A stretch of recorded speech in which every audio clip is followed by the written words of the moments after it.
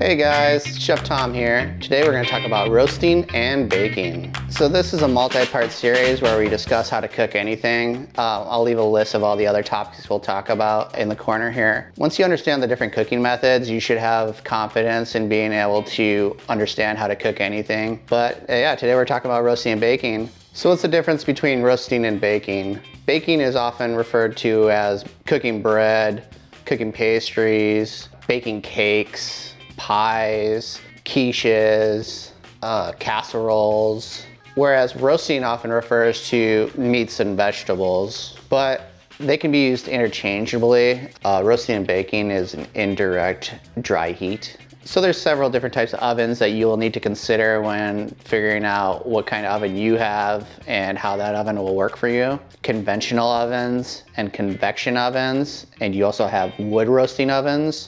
Conventional oven is probably the oven that you have in your house. It has an element on the top and the bottom.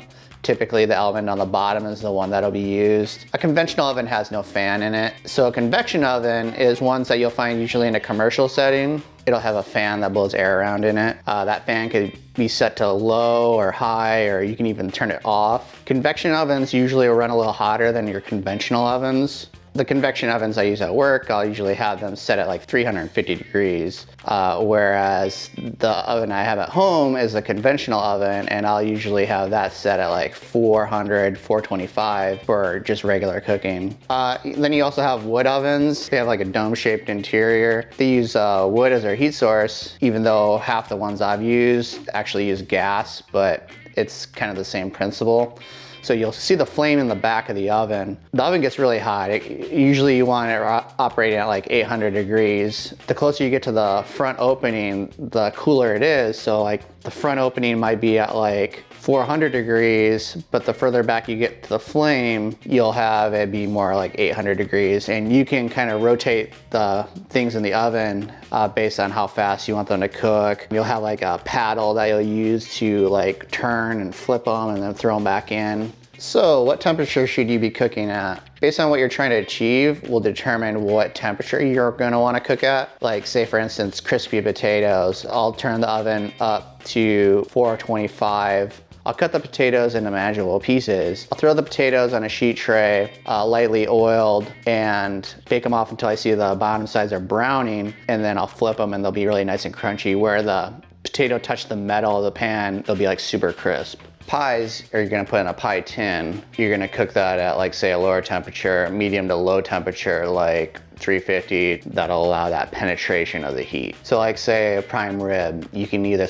you can season it, throw it in the oven at like a high temperature for maybe like 20-30 minutes to get a nice caramelization on the outside, and then turn the temperature down so that that lower heat can penetrate the insides. If you have the oven too high for the entire time, your outside's gonna get more well done and your inside is gonna not be as done. So the lower you cook something, the more penetration of that heat you'll have over time. Sweet potato chips, I'm gonna cook that at a super low temperature, something that's like really thin and really crispy. You're gonna wanna get all that moisture out of there. Say like sweet potato chips.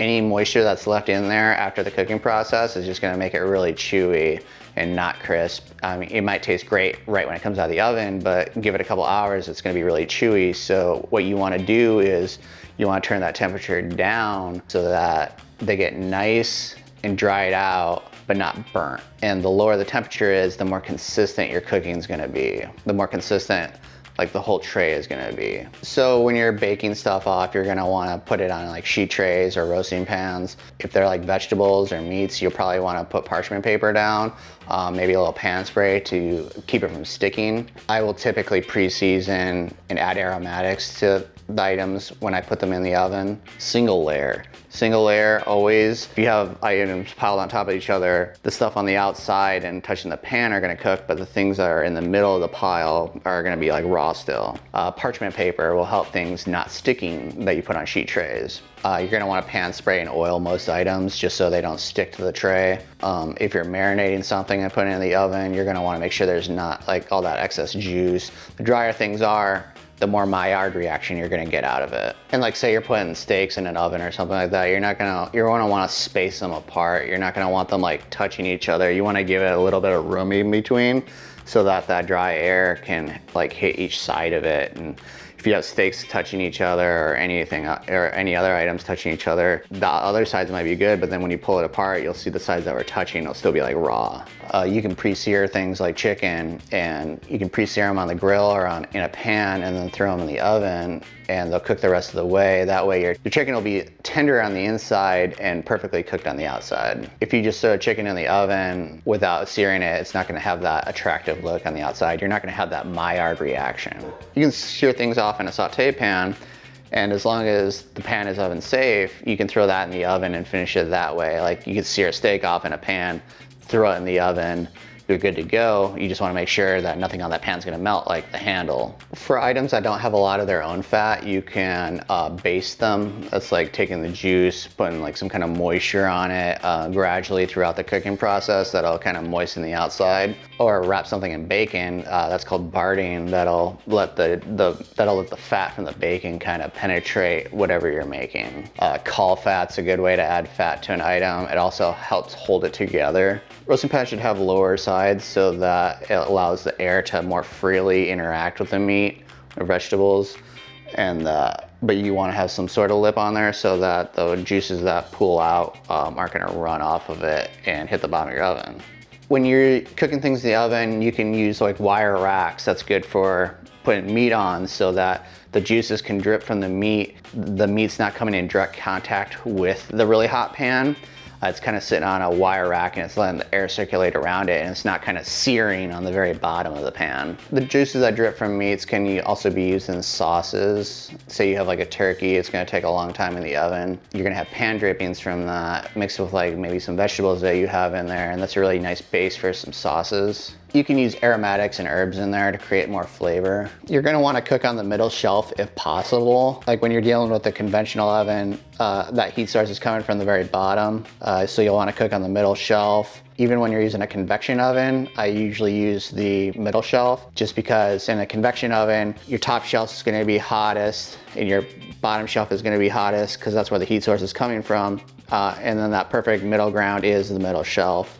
So use the middle shelf whenever possible. Also, when I bake, I'll bake it for a couple minutes, take the pan out, rotate it, throw it back in, because oftentimes the very front of the oven will be hotter than say the back. And that'll just give you a more consistent cook on everything throughout your sheet tray. So you're gonna wanna cook the food until it's done, obviously. But you also wanna keep in mind that after you take the food out of the oven, it's gonna cook a little bit more.